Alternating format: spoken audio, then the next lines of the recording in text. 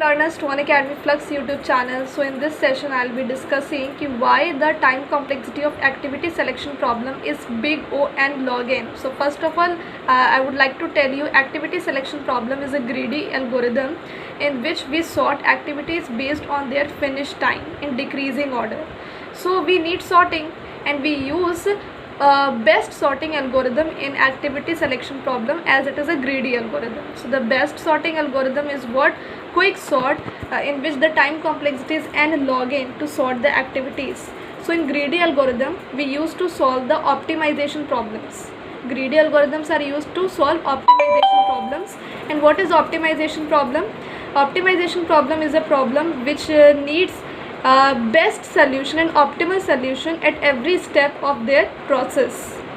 So we need optimized sorting algorithm to sort the activities based on their finish time.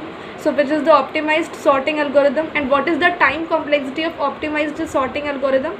That is n log n, and that is why the time complexity of activity selection problem is big O n log n. So what is the problem statement of activity selection problem?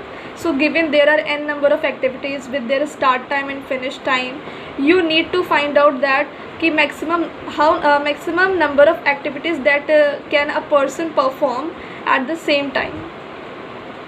But please note that only one activity can be performed at a time by a person.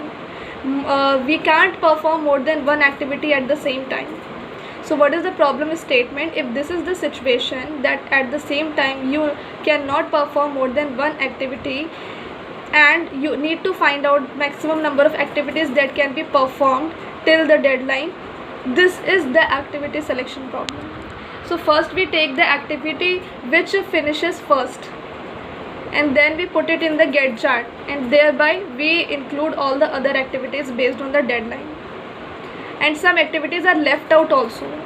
So this is activity selection problem. Thank you so much.